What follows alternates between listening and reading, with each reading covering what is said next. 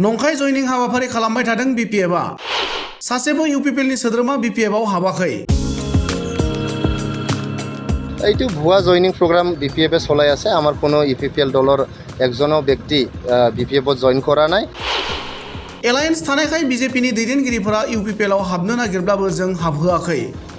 আমিতো যেহেতু বিজেপি আৰু ইউপিপিএল এলায়েন্সত আছোঁ, এইকাৰণে কোনো বিজেপিৰ কিবাই ৰিপ্ৰেজেণ্টেটিভে নেতা কৰ্মীয়ে আমাৰ ইউপিপিএল দলত জইন কৰিব বিচাৰিলেও আমি জইন কৰিব দিয়া নাই।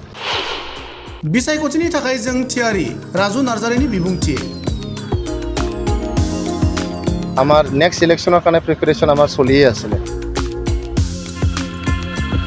दिनै दतमानि बड' नेशनेल गेस्ट हाउसआव इउपिपिएल दोलोनि लाइमोनफोरजों लोगो हमलायनाय हाबाफारि जानानै थाङो।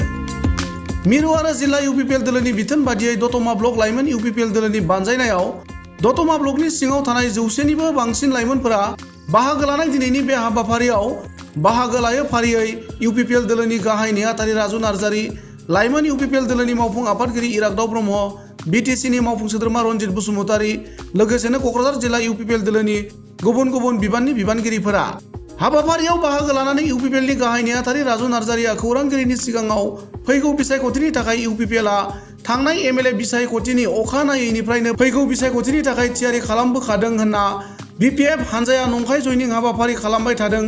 बिपिएफआव सासेबो इउपिपिएलनि सोद्रोमा हाबाखै आरो फारसेथिं एलायन्सआव थानायखाय बिजेपिनि दैदेनगिरि मावथिफोरा इउपिपिएलआव हाबनो नागिरब्लाबो जों हाबहोआखै होननानै फोरमायो।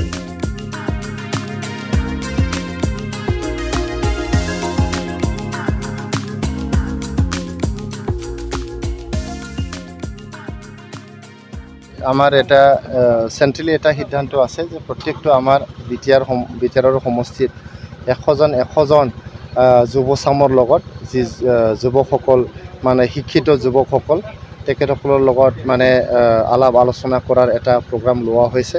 তা আমাৰ 40টা যি বিটিআৰ সমষ্টিত তাতে মানে বহুতখিনি সমষ্টিত এতিয়ালৈকে এনেকৈ বাৰ্তালাপটো হৈ গ'ল, ইণ্টাৰেকশ্যনছটো হৈ গ'ল।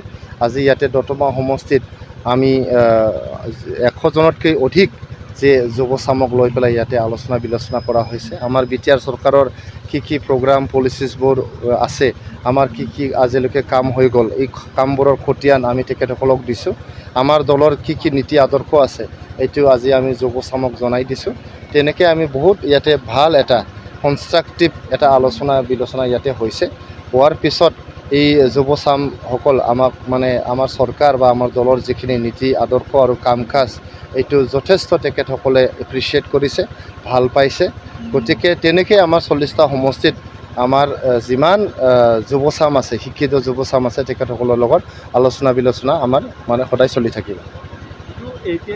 ইলেকশ্যন প্ৰিপেৰেশ্যন আমি ইলেকশ্যনৰ কাৰণে সদায় ৰেডি আছোঁ। আমাৰ মানে যেতিয়া এমএলএ ইলেকশ্যন হৈ গৈছিল, এমএলএ ইলেকশ্যন হৈ যোৱাৰ পাছদিনাখনৰ পৰাই আমাৰ নেক্সট ইলেকশ্যনৰ কাৰণে প্ৰিপেৰেশ্যন আমাৰ চলিয়ে আছিলে।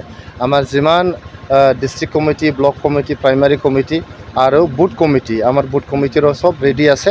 প্ৰত্যেকটো বুথত আমাৰ এইটো ৰেডি আছে। এতিয়া যিখিনি সমষ্টি পুনৰ নিৰ্ধাৰণ হৈছে এইটো আমি চাই পেলাই অলপ সাল সলনিয়ে কৰিব লাগে, এইটো কৰা হৈছে। 10 তাৰিখ ছেপ্টেম্বৰলৈকে আমাৰ এইটো কামটো শেষ হৈ যাব। আৰু এতিয়া ছেপ্টেম্বৰ মাহৰ পৰা আমাৰ ইউপিপিএল আৰু বিজেপি দুইটা দলৰ একেলগে আমি ইয়াতে আমাৰ মন্ত্ৰীবিলাকৰ ভিজিট হ'ব, আমাৰ এমএলএসকল থাকিব, লগতে ৰাইজৰ লগত যি আমাৰ আলাপ আলোচনা, ৰাইজৰ লগত যি মানে লগ কৰা, ৰাইজৰ লগত ইণ্টাৰেকশ্যন কৰা, ৰাইজৰ কিবা অভাৱ অভিযোগ থাকিলে এইবিলাক পূৰণ কৰাৰ কাৰণে ছেপ্টেম্বৰ মাহৰ পৰাই আমাৰ অসমৰ মাননীয় কেবিনেট মন্ত্ৰীসকল আহিব। প্ৰত্যেকটো দুটা এমএলএ সমষ্টিত একজনকৈ কেবিনেট মন্ত্ৰী অলৰেডি ইনচাৰ্জ হিচাপে ইয়াতে মানে এপইণ্ট কৰা হৈছে। তাৰ লগতে আমাৰ ইউপিপিএলৰ এমএলএসকল থাকিব, আমাৰ ইউপিপিএলৰ নেতা কৰ্মীসকল থাকিব, আমাৰ বিজেপিৰ নেতা কৰ্মীসকল থাকিব। তেনেকৈ আমাৰ কোকৰাঝাৰ লোকসভা সমষ্টিটো আমি ইউপিপিএলে খেলিম আৰু আমাৰ দৰং আৰু ওদালগুৰি সমষ্টিত বিজেপিয়ে খেলিব। এই দুইটা সমষ্টিয়ে আমি ইউপিপিএল আৰু বিজেপি আমি জিকিম। এইটো ভুৱা জয়নিং প্ৰগ্ৰাম বিপিএফে চলাই আছে। আমাৰ কোনো ইউপিপিএল দলৰ একজনো ব্যক্তি বিপিএফত জইন কৰা নাই বা আমাৰ বিজেপিৰো তেনেকৈ জইন কৰা নাই বুলি মই ভাবোঁ। আচলতে আমিতো যেহেতু বিজেপি আৰু ইউপিপিএল এলায়েন্সত আছোঁ, এইকাৰণে কোনো বিজেপিৰ কিবাই ৰিপ্ৰেজেণ্টেটিভে নেতা কৰ্মীয়ে আমাৰ ইউপিপিএল দলত জইন কৰিব বিচাৰিলেও আমি জইন কৰিব দিয়া নাই।